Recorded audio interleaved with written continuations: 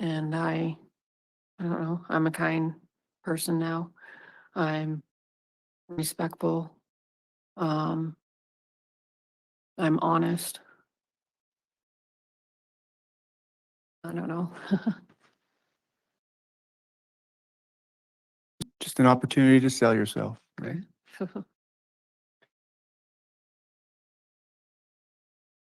What is your relationship with your two other children? Um, We are about to watch a Utah parole hearing of a mother some might call a monster who took her baby infant 15 years ago. Now she has a chance for parole. We'll unpack it with all the details at the end because sadly, in this parole hearing, they don't get into that. So, with that, let's jump in.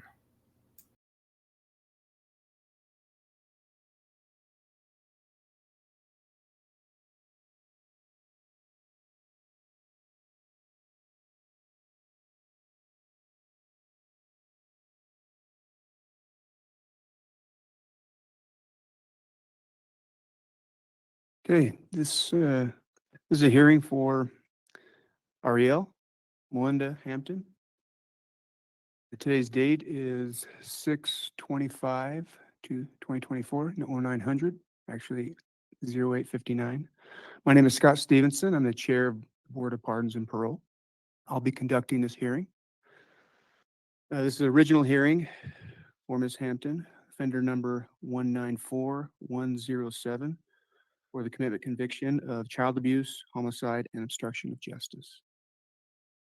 I'll be accepting your testimony during this hearing, so if you raise your right arm up, you promise that, stand up. no, you're fine. Do you promise the testimony you will provide during this hearing will be true and accurate? Sir. You can lower your hand. Thank you.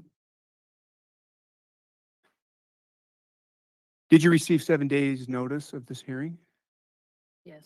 Okay. Did you receive your disclosure packet Yesterday, yes. yesterday? Did you get a chance to review it in its entirety? Okay. Did you see any discrepancies or things that needed to be fixed? Is there anything you wanted to add to the packet? Are you ready to proceed with this hearing?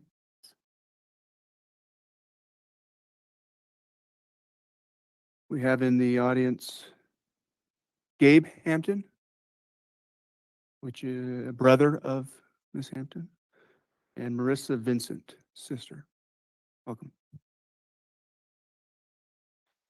Ms. Hampton, I'm going to be asking you questions not to embarrass you, not to uh, make you emotional, just to get information out on the record. You may wonder why I'm asking that question if I have the information in front of me. Again, it's just to make sure that we get it on the record. This is your original hearing. I want to remind you that this is your hearing. I'll be asking you questions and guiding the hearing process, but if you have anything to add or say, please don't hesitate to do so, okay? Okay. And there's tissues right there if you need them. We'll get through this.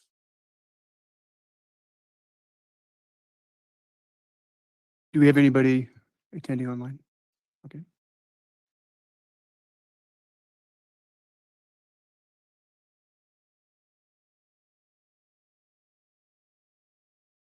I don't want to go into every detail of your committed crime, but I do want to get an idea of your thoughts about it today, looking back on it, what you have learned, what could you have done differently, and we'll just go from there. Okay. And if you probably need to speak up or pull that closer there. to you so we can catch Okay. you. Okay, Okay. time is yours. So okay, so can you rephrase that again? So I Yes. can answer correctly. So looking back on the crime, what are your thoughts about what happened? The circumstances surrounding that crime, meaning your life, what was going on in your life at the time, and just your thoughts about it right now. Well, I isolated myself from my family during that time. I should have sought help uh, during my frustrations and um, my anger, and I was, I don't know, young and naive also, and I thought I knew it all. So When really I didn't. Um, I wish that I could take back my actions. I wish I would have sought help and asked for help from my family. They would have helped me, Mhm. you know, because I had a lot of help. I just chose not to. Um, During my incarceration, I have taken the life skills classes and I have utilized them and applied them to my life. Sometimes it's been hard, because I have reverted back to old behaviors. But While in prison? yeah, I've struggled my 15 years of trying to cope with everything. However, I feel like the classes have helped me um, with my coping skills on how to manage them better and be healthier and ask for help when I need it. Okay. Describe how you kind of digressed or went back to your old ways while you're in prison. What happened? What did you do? Instead of problem solving, I would get angry and frustrated. Okay. And then what would be your behavior as a result of that? Just defiancy. Did that happen at what period of time in your stay in prison did that happen? I mean, was it just kind of throughout your stay or Throughout my stay. Um, so the last 3 years have been really good. I've been at Wasatch and the officers are kind and they actually help you. So if you have a problem or something, you can go and talk to them. I also have family support, so I talk to them about things. And I recently I got married last year. So, congratulations? and my husband is a really big support system for me too. So, When did you get married? huh? When did you get married? March 15th of last year.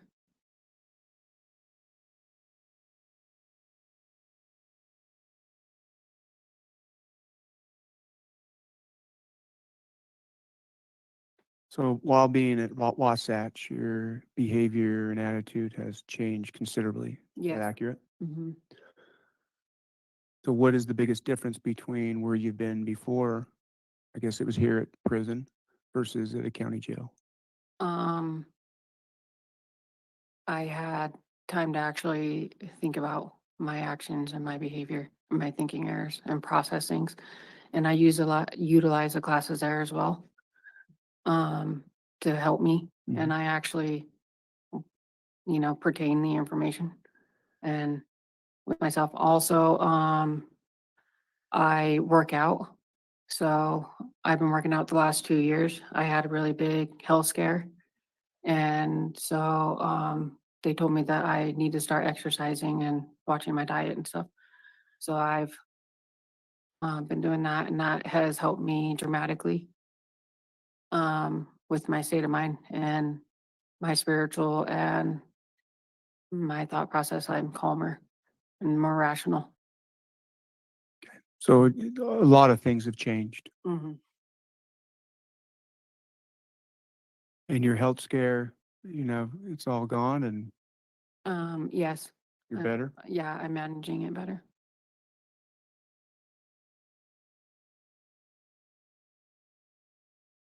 And you didn't have those opportunities here in prison? I did. I didn't utilize them. What, please explain to me why you are now utilizing them versus while you were here. Um, I realized that I was unhappy with myself and I needed to change. And nobody else is gonna, make me happy or choose how I live my life. Only I can.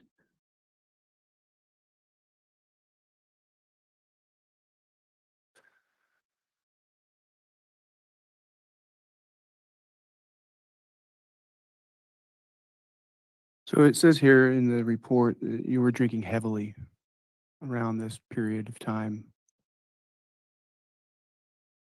Walk me through your drug use history. When did you first start? How did it escalate? Why did it escalate? Just all the circumstances surrounding your drug use.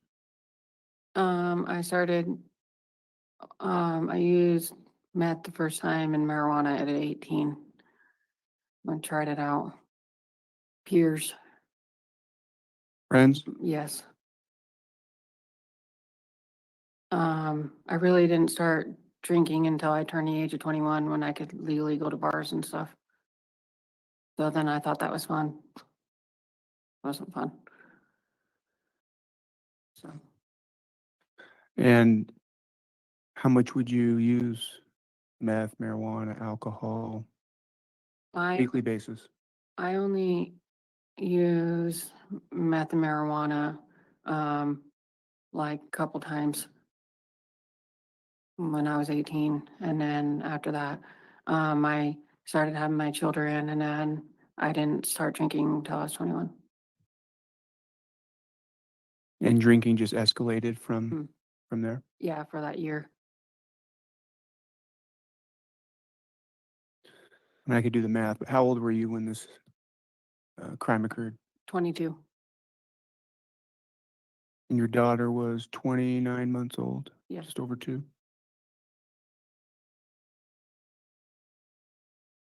You said you have another child? Yeah, I have 2 other children.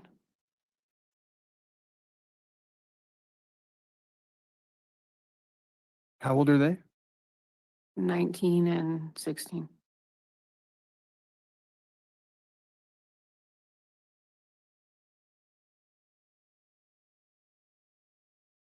How old were they when this crime occurred? My oldest was 4 and my youngest was 10 months.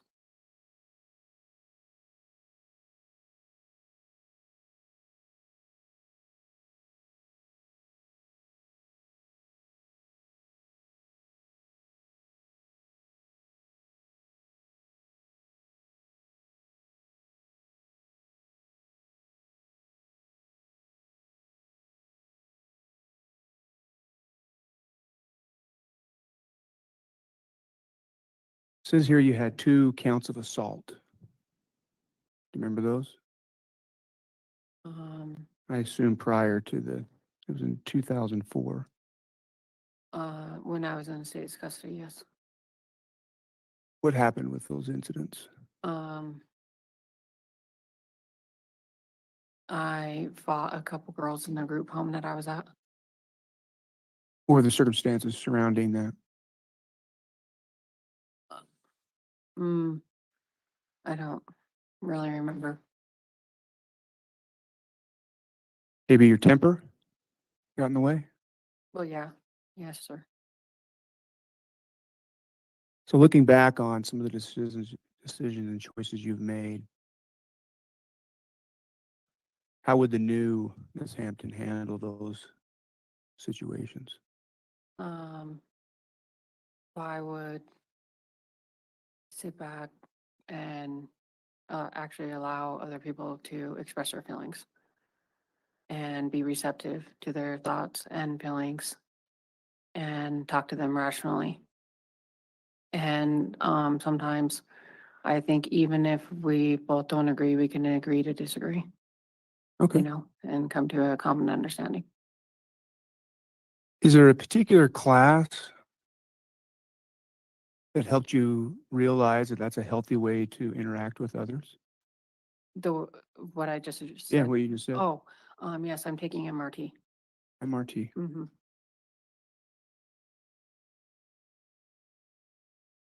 I took it once before, in 2021 or 2020, and so I'm taking it again because I think it's a good class. Are you learning more the second time? Yes. Yeah. We have a tendency not to retain as much the first time. What else do you like about MRT? It's goal oriented. So,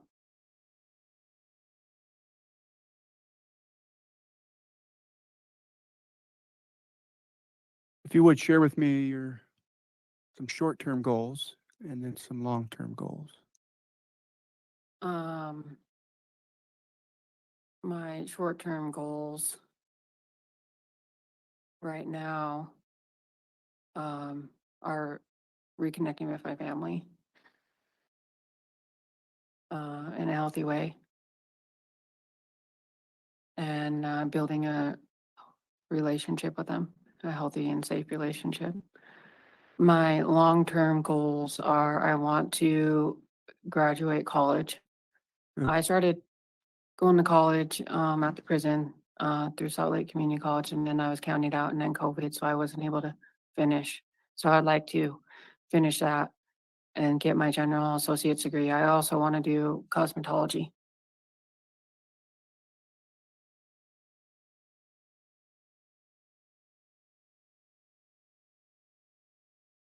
So, What's another long-term goal? with my spiritual, I want to be sold to my husband in the temple.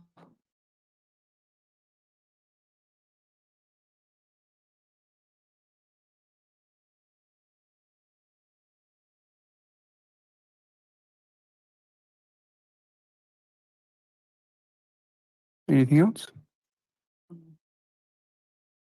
And no, not at this time.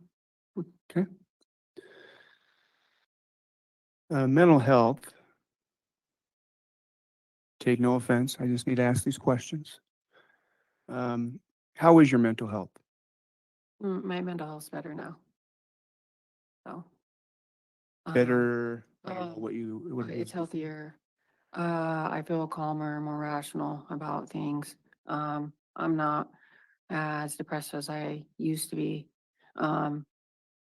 Because I work out and I also go to church and I read my scriptures and I have a lot of family support as well. So I feel overall better about myself. Were you ever diagnosed with depression, Yes, anxiety? You were diagnosed? Was that in prison? yes.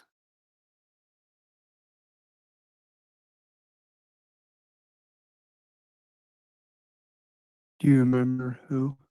No, it was in the beginning of my incarceration. Had you been diagnosed with that before? As a teenager, So did you go to counseling or were you under the care of a physician? when I was a child, yeah.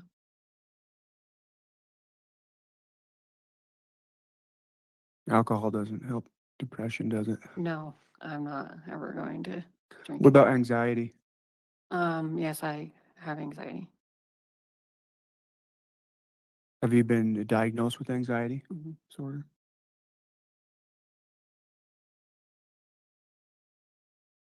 And all of, depression, anxiety is manageable because It's of all the things. manageable, yeah.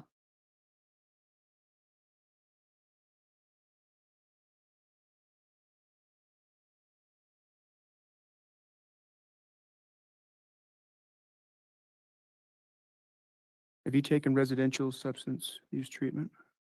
Um, I was in the Excel program and they removed me in 2011.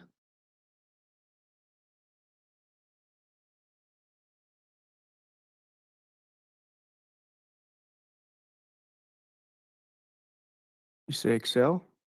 Yeah, Excel.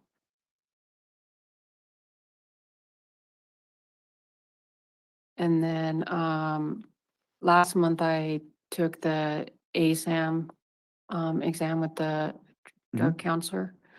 And then she said that she recommended me doing IOP. And so I got set up with, once I'm released, I got set up with 4 Points Health in Cedar City. So Tyler Goddard would be my therapist.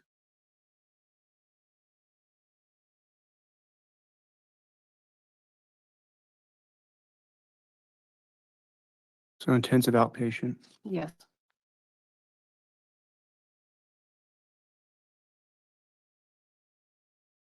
When did you complete Excel? I did not complete Excel.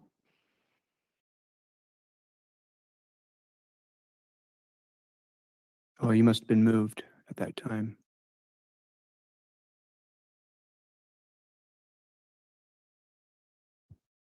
And the substance use assessment, you're talking about the ASAM that you just barely completed? Mhm. Okay.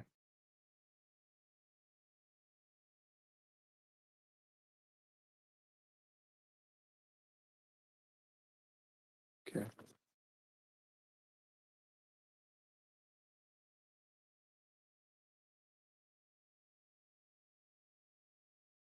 You've done a lot of programming, and you mentioned specifically MRT. Share with me your thoughts about the programming in general In general, since you've been in prison. I think that if you have the right frame of mind and you're open to change, then it will help you. Because they have a lot of skills that you can use in your own life.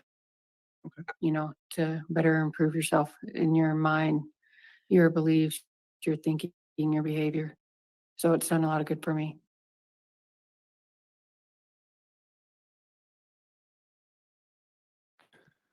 Have you ever contemplated? I've always been curious as to how we develop the way we think, our cognition, how we problem solve prior to getting to prison. And now all of a sudden you're in prison and now it's clicking. So can you kind of shed some light onto how you developed them before, your the way you made decisions, the way you handled conflict, as opposed to learning it in prison? Before I was closed-minded and unwilling to see other people's points of view or problem solve in a healthy way. So What do you attribute that to? what do I contribute that to? Yeah. Stubbornness. Okay. But not, what about your environment, what you were raised up? I was adopted, so I was raised in a pretty good family. Okay. So So they tried, you just resisted. yes, it's embarrassing, but Hey, it is what it is, and we need to learn from our mistakes. And it appears that you're on that path.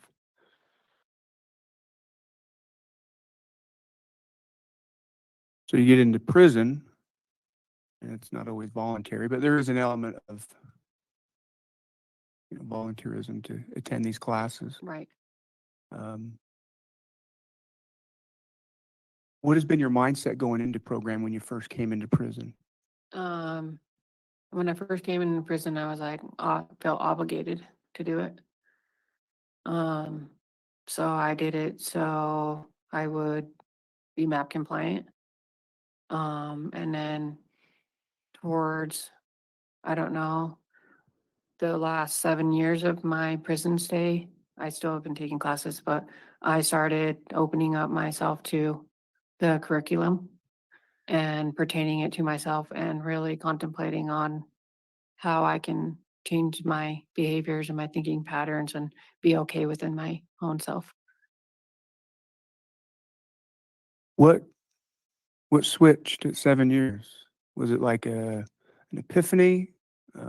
Is it something that's kind of been organic over the years? I think my belief in God so has helped soften me, and then building my spirituality has opened up doors in my growth for the classes, to take in all of what they teach and apply it to myself. You had, since you bring up faith, you had no belief in God before? No, not really. And I was raised in the LDS church, and I strayed away from that. And then I realized that I was unhappy because I strayed away from that. Hmm.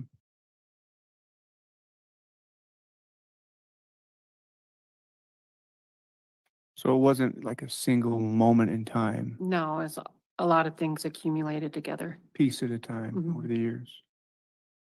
And everybody's different. Some people have this, they wake up and then they know exactly what they've been doing wrong and what they need to do No, to it change took things. me a long time. What is the most important lesson you've learned while being incarcerated?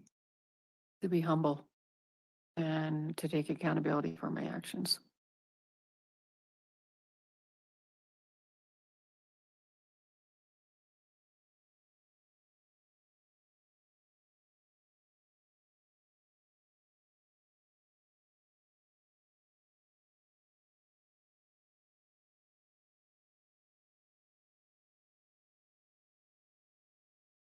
What does taking accountability for your actions do for you?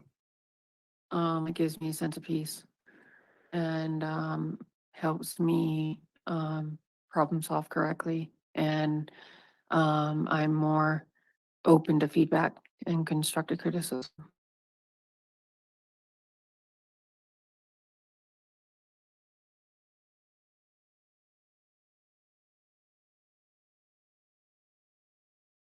Contrast that to before. You were closed-minded, and Mhm. if somebody had a difference of opinion, how would you respond to that? You're wrong, I'm right. Huh? That's Okay. really hard to say. It's embarrassing, but I don't know if it's a matter of it being embarrassed. It's just sometimes we're closed off and we don't care about hearing differences. But it's nice to have an open mind and see other people's perspectives because it makes us better. We may not agree with it, right? Like you right, said earlier, agree to disagree. right. Disagree better, right?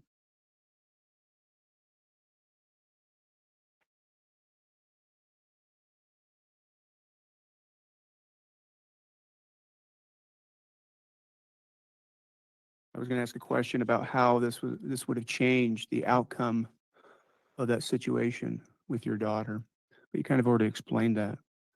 You would have reached out for help. And humility, as you mentioned, would Mhm. have allowed you to reach out for help. Yes.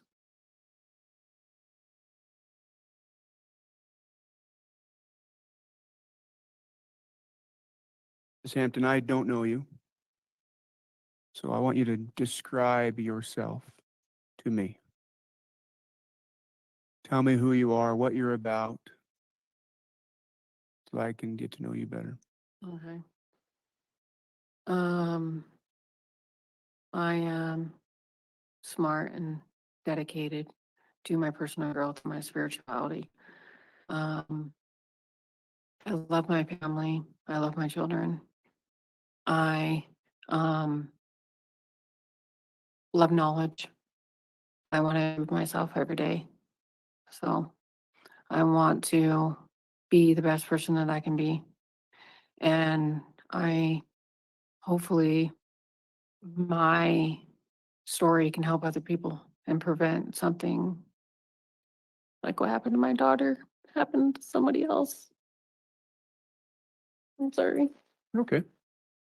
Take your time.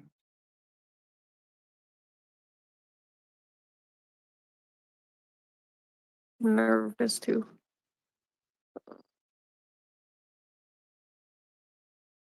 I believe there's always um growth in people that people can change if they want to, and we can help other people in our lives. It doesn't matter how small it is. Um, I have been in the last few years that I've been working out. Now I've encouraged other women that are in my pod to start working out with me because it's healthy, and I encourage them and they encourage me um, because it's positive, you know, and it brings us closer together, kind of like a family unit, and it is brings peace in our little community. Um, and I don't know, I'm a kind person now. I'm respectful. Um, I'm honest. I don't know. Just an opportunity to sell yourself. Hmm? Just an opportunity to sell yourself, right?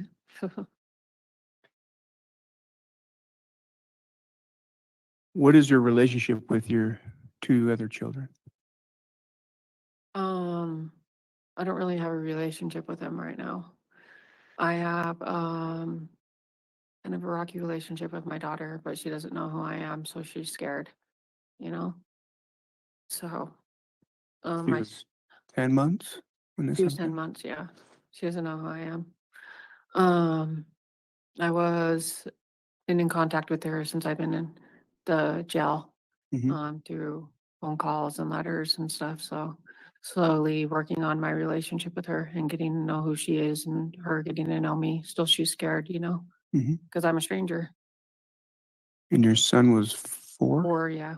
What is your relationship like with him? I don't have a relationship with him. He was adopted.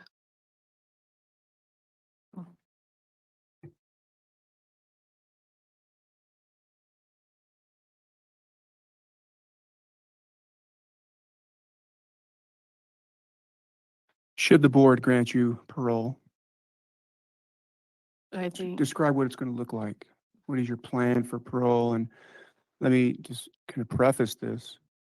Um, you got to have a good plan for parole. I want to complete the IOP program. I think that's beneficial for my mental health, especially since I've been incarcerated for 15 years. Going out into society is going to be a shock. It's going to be hard. It's going to be stressful. It's going to give me anxiety. So I believe that having a counselor I can talk to is going to help me. Um, I also, my husband owns a mechanic business, and he wants me to do the inventory and the bookkeeping for the business. So I'll have a job there. And also, his father owns a farm, and I want to learn how to operate all the farm machinery and help on the farm with them as well.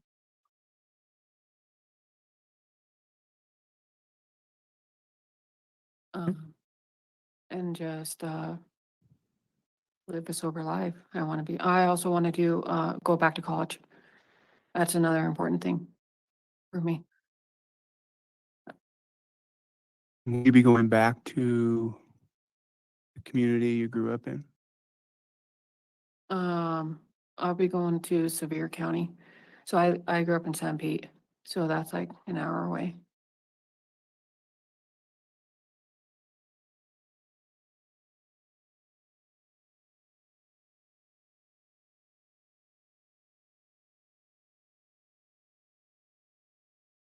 So a fresh start. Mhm. New, everything is new. Scary, yet Scary. exciting, right? List some barriers to your success on parole. List some barriers. Just some barriers that can prevent you from being successful on parole. Only if I'm unwilling to comply with my parole stipulations, which that's not gonna happen.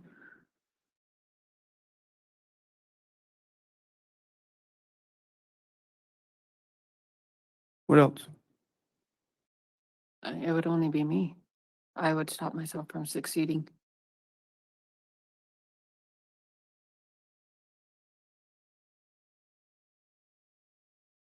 I'll give you some barriers to think about. Okay. I think it's important to get a 360-degree picture of really what life is going to look like. Okay. Again, it's individual, but this is just generally speaking. You have this criminal conviction that's going to follow you for the rest of your life. And that's something that you're going to have to negotiate or navigate, I should say. Have you thought about how you're going to approach if you have to get a job outside of the farm and with your husband, what that could look like and the obstacles and barriers that may prevent you from Oh, being hireable? yeah. And how you gonna get around that? I will not give up. I'll still keep applying for jobs. And in the meantime, I will still go to school so I can be qualified for higher job, better paying jobs. Well, I know that my criminal background will stop me from doing a lot of things, but I can also look into it and see what is acceptable and what is not, what I can do. So, not to put words in your mouth, but what I'm hearing you say is that you're gonna improve your stock value through school, education, Mhm, um, and perseverance, right? mhm, Probably gonna have some doors slammed in your face, mhm. and that's gonna be hard. Um, That's what POs are for, believe it or not. They're not out to make you fail. They're out to help you succeed. Okay. Um, if you should be given parole, I hope you have that attitude and that relationship with that PO. They are a resource for you. Okay. Some go out there with a chip on their shoulder and it's an adversarial relationship, and you're going to fail. Right. Because 15 years in prison, the world has Change. changed and passed you by to a degree. There's a huge learning curve when somebody leaves incarceration for an extended period of time. But I want you to think about that, not to be negative, because there's a lot of positive that you can accomplish as well. Right. But I'd hate for that to be a shock when you get out there and you haven't anticipated those barriers or obstacles that lay before you. Oh, okay. That makes sense.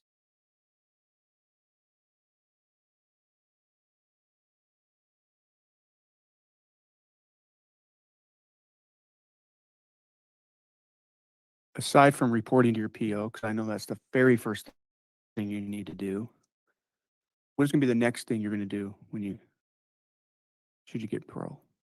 The next thing that I'm Yeah, gonna what do are you going to after, do? well, I'm gonna get accumulated, re acquainted with the farm, Mhm. and what it's like there. Um, when I'm out with my husband and spending that time. Um, I don't think I wanna like go out and go shopping and stuff like that first day. I don't wanna do that. I think that'll be overwhelming. So I think just, That might establish a bad habit from the beginning, right? yeah, spend time with my family, you know? That's what I would like to do first. Okay. Is there anything else you would like me to take to the board? No. Okay. That's confidence. From this point forward, I'll just explain to you the process. Okay. Um, I am just one vote of 5. I take all the information you're giving me, I put it into a report, and I create what we call a vote. And then I put my recommendation as to what should happen, whether it's parole or rehearing, whatever the case may be. And then they will make their decision, independent decision based on the information you provide. Okay. I promise I'll capture everything that you have said to me. Um, that's why I asked for clarifying statement. If there's anything else you want me to take to the board, now is the time to say it. Okay. You'll be notified. You're probably your case worker, case manager, but also be posted on our website so that your family can see what the decision was. Okay. It's going to take anywhere from 2 to 4 weeks. We have a lot of stuff happening at the board right now, so it may be a little delayed. We like to try to get them done within 2 to 3 weeks, but it might be a little delayed. Okay. I think that's it. Okay. Do you have anything else? Oh, good. You're good. All right. That concludes our hearing. So let's unpack this. You know what's strange about this hearing? And Utah has so many different interviewers, parole officers, what have you, what they call them, that it's I'm seeing many of them for the first time, and I don't know if he's normally like this or if it was something going on, but it was kind of, for me, just kind of weird. I mean, I could have fallen to sleep to both of their voices. I could put that on replay and go to sleep to it. It was so calming and so like zen that you wouldn't know that you were having a parole hearing for a mother that was sentenced to 2 terms of 15 years. He's 30 years. She got let out 15 years early for the brutal killing of her little daughter that she tried to get away with. She told the paramedics that her baby drowned. They found the little girl face down in a baby pool. And it wasn't until they ran tests that they realized this girl wasn't drowned. This girl was brutally beaten. But you would have no idea. As a matter of fact, both of them used the verbiage, What happened to your daughter? She said, what happened to my daughter? You happened to your daughter. It didn't just happen. It's these things that these parole hearings, I don't understand it. And they don't also in Utah, they don't go through like her. It sounds like she had a ton of write-ups or fighting, and they don't like. I mean, they went through an incident that happened like a decade ago, but what about the past 10 years, 5 years, 3 years, 2 years? To me, it's a red flag that she doesn't have a relationship with her other children. And even the way she said her son, oh, my son was adopted. I don't have any relationship with him. My daughter, she's afraid of me. So, I don't have a relationship with her. It's like, yeah, I'd be afraid of you too. And then if you want to not be like me right now and you don't want to be skeptical, you could look at the parole hearing. You want to take those things aside. I thought she was very insightful, except for all that stuff. I thought that she answered the questions well. I thought she sounded mature. I thought that, it seemed genuine. There was no fakeness. I mean, I don't think she touched the tissue box. So what you want to call that, psychopathy? I don't know. But I mean, at least she wasn't faking it. Do you buy the story though about really only trying meth once? I mean, this picture, I mean, I guess it's not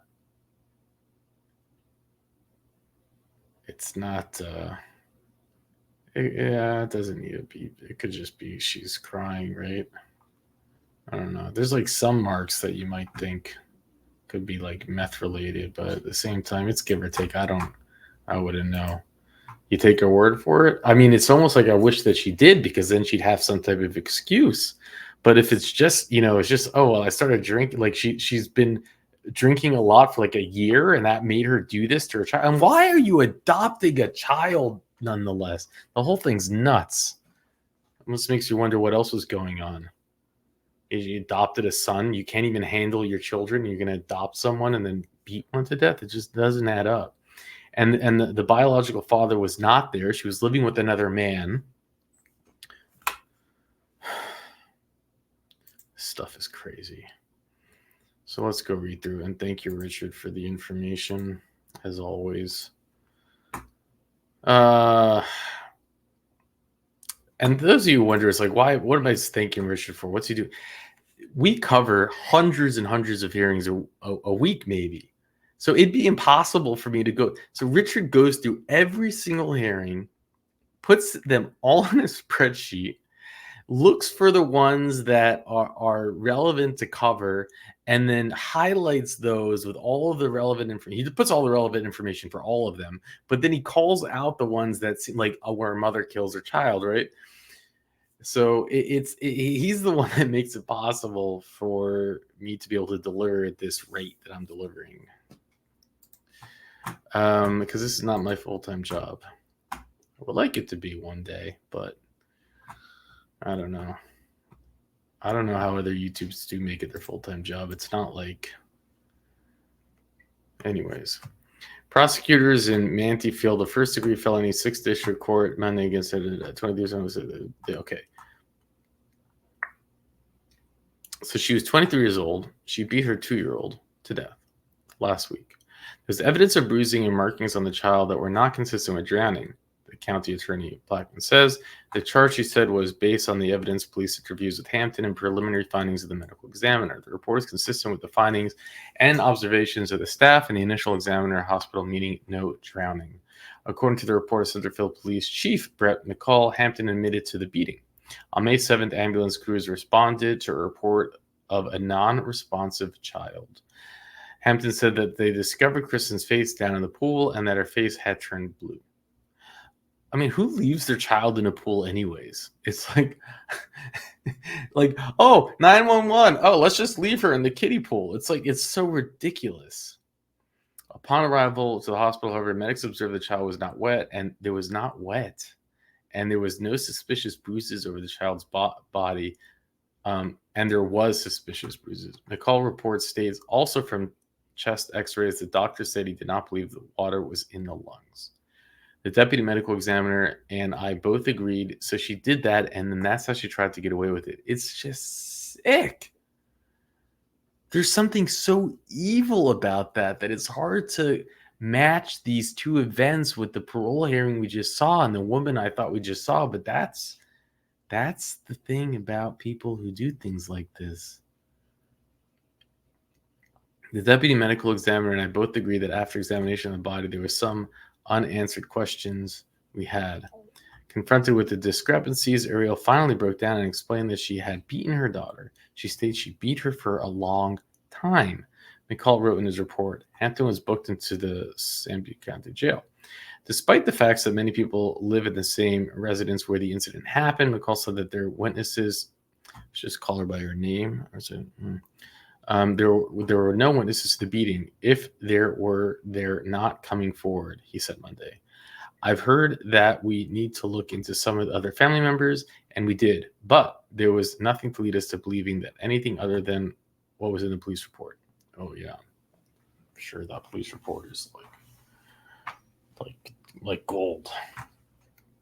McCall cautioned the public not to listen to rumors that have corrupt the surrounding that have cropped up. Hampton, he said, was living with a family of her boyfriend, not the child's father. That family, he said, tends to be seclusive, and many Centerfield residents refer to the family's property as a compound. That, together with the fact that this is the second suspicious incident involving the family, the first was a hunting accident several years ago that killed a 10-year-old son of another family. What? Oh my God, what did we just walk into? They live on a compound, and a few years ago, a 10-year-old died? Great. Seems like a wonderful place. And there were no other suspects. No, they questioned, and there were no other. Let's believe the police report has contributed to those rumors. Don't believe it unless you hear from us, because the police are never wrong. It's ridiculous. It just gives people, especially with this family, opportunity to go hog wild with outlandish rumors. Where there's rain, there's fire, sir. Kristen's father, Jim Anderson, talked Saturday. I don't know. That's just how I feel. I mean, you have a 10-year-old die. You live in a compound. There's rumors, but the police say, "Don't worry, nothing to see here. Nothing. Nope. Nothing to see here. Sheeple. You're all just a bunch of sheeple. You don't have PhDs. You don't have this shiny badge over here on our shirt. You see this shiny badge? That means we're very smart. And there's nothing to see here. Now go on with your daily lives." The woman I know would never do this to her children, he told KSL.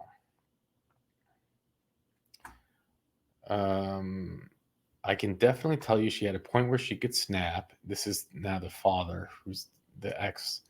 He says he's still in shock. She was arrested following the death of their daughter. The woman that I know would never do this. The couple had 2 children. Anderson said they were in custody of Hampton's parents.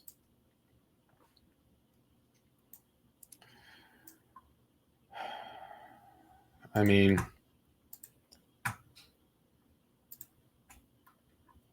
they look pretty normal. Look like a cute couple.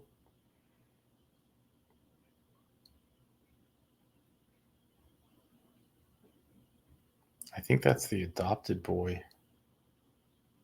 I don't know. And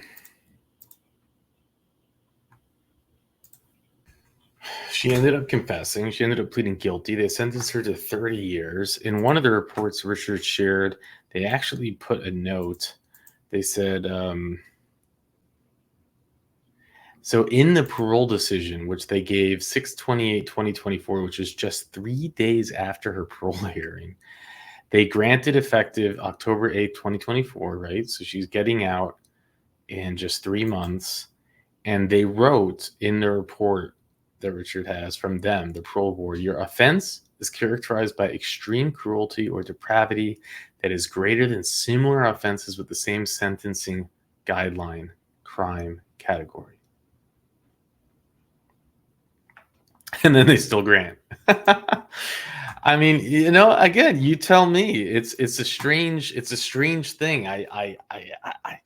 You know, I don't think you can blame her for the parole hearing not necessarily going a different. Well, I mean, I think it's the parole board guy's fault. He could have gone into like what, but he never steered it that way. He seemed to want to avoid going into that. He was almost like sensitive to hurting her feelings.